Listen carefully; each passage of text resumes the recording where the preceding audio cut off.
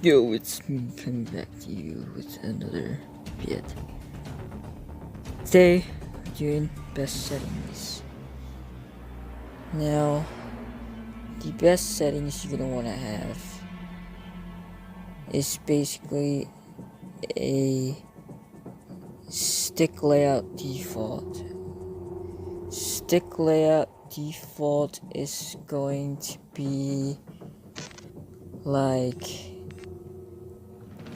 swamping things and swamping other stuff, and it's just too much to deal with. So, and I wouldn't be comfortable for that. And the next one we're gonna look at is button layout.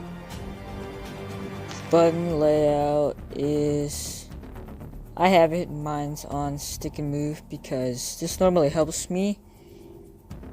And instead of holding A like on the default, the ones that are replaced are being in yellow. So yeah, instead of holding like A, you have to hold down the panel to like fly in the air and stuff, and do all that cool things, and do a jump shot, get that medal, and yeah. So and the next one we're gonna look at is the kind of like the reverse look stuff. Instead of looking right, it's gonna make you look left, kind of like that. Pretty much you want to have that off. It's really not a good type of thing. It's the same thing with the bottom one here. It's with the up and down and the side to side. You're pretty much gonna have both of them off. Now, the next one is sprint while reloading. You don't want to have that on either. I normally don't have it on, but if you can, you could turn it on if you want to. Vibration, I have mine off just to get to the feel of the game, but normally I prefer for you guys to have it off. Now, my vertical sensitivity and horizontal sensitivity is at 6.6. 6.6 helps me out a lot. Now, if you really want to get used to the game, go 5.5, and if you don't want to get used to the game, if you want to go a little bit more down, go 4.4, but we mostly go 6.6. Safe area you don't want to have because that's like measurement. Audio as well, that's skip. Language, skip. Now this is what I see in a lot of mistakes a lot of people make with the brightness. Let me show you. They have it all the way on. You don't want to have it all the way on. You want to have it up to the point where like you can barely see it, but you're good with the brightness and not all the way on. That fill grain, I'm pretty sure I'm not sure what that does. Now this next one here, you're gonna want this disabled. I'm pretty sure this is gonna be like one of the, instead of red, it's gonna turn it into pink, for example. So yeah, you're gonna want to have that off. And then the target assist, it's pretty much gonna help out a lot, so you're gonna want that enabled. And motion blur, do not have it on. It's gonna, when you die, it's going to blur a lot, and it's gonna pretty much mess up your entire games. So now I'm gonna actually show you that I have my controller cam with no Kontrol Freeks at all. And yeah, so there we go. Alright, so as you can see, I'm basically showing that I don't have any Kontrol Freeks on whatsoever. As you can see right there, it's basically a normal controller. And yeah, I got none of that stuff on, but yeah, it works. Alright, so we're in the lobby here, and we got a controller cam here, so yeah, you can see that I'm not actually using a Kontrol Freak. But we're just gonna go over here, play this game, teach you guys, the best settings, how it helps me. This is why it helps me. I actually explained it earlier. So yeah, this right here is just an example on how it helps me and why it helps me. So yeah, instead of pressing or holding down the A button in order to airborne or fly in the air and jump, you have to put messed up. Okay, so you have to pull down the panel. I believe it's the bottom area. So you can even see my thumb. It's actually holding down the panel. That way you airborne. But yeah.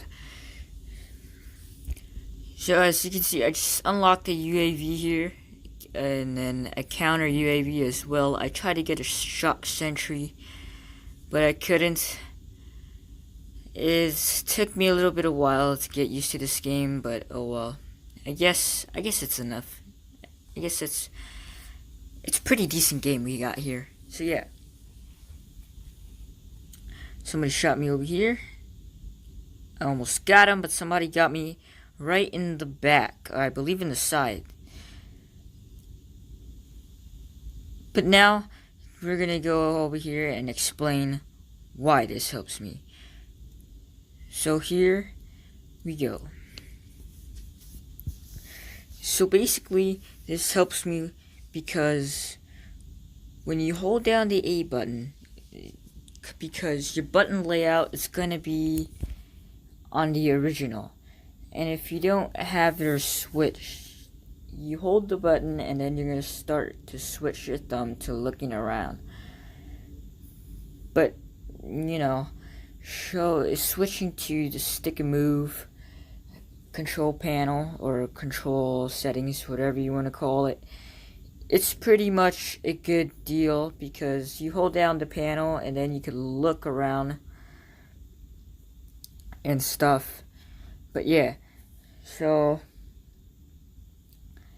normally I excuse the blurs here. I'm trying to get used to this, but oh well. I guess they're never going away. But yeah, anyways, back into it.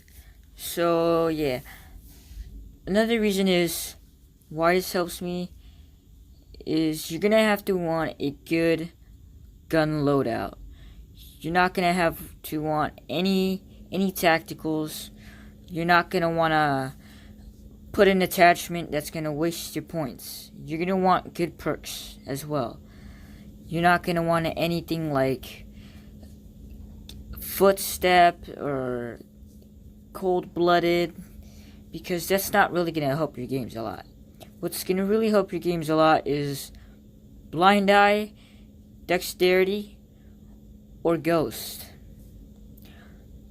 Normally I don't really see a difference between ghosts because you could still get caught except from UAVs. But I thought it normally worked with guns. When you shoot your guns, you won't be able to see, but I guess not.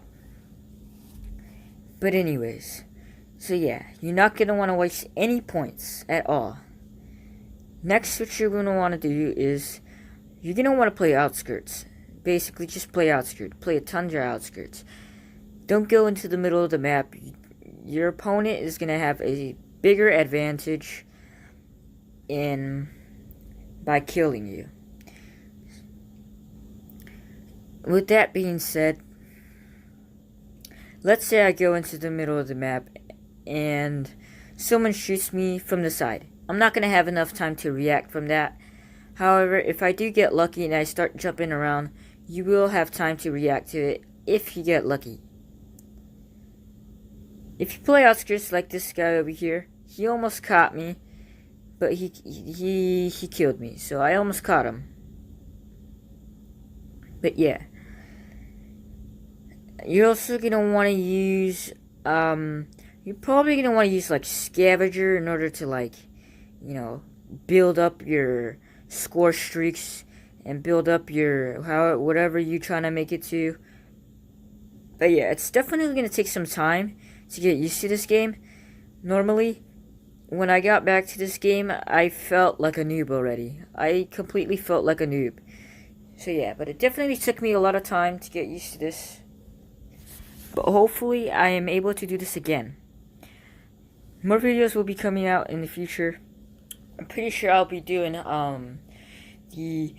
the class setup for SMGs now. I still haven't thought about it when I'm gonna post that, but that will come out in probably like in couple days, maybe months. Depends on how I decide to do things. But yeah. Also, most of the rigs that I prefer is the Merc and the Synaptic rig. You're also gonna want to have reactive armor as its payload for Merc, and you're gonna want to have Man-at-Arms as its trait. Man-at-Arms is actually gonna give you a lot more ammo when you start the game. Instead of using the extended mags, you know, you could just use Man-at-Arms. Man-at-Arms will give you a lot of ammo. Reactive armor can actually save you from a lot of consequences. You know, let's say if that was the guy right there. He almost shot me and I was almost dead. I could easily just trigger that and I just killed him right away. But yeah, here you guys have it. I won a game, actually. I won a game. And as you can see, I have no control freaks whatsoever. And yeah, they're basically just normal wireless controls. But anyways, thanks you guys very much for watching, and I hope you guys enjoy your day. Peace.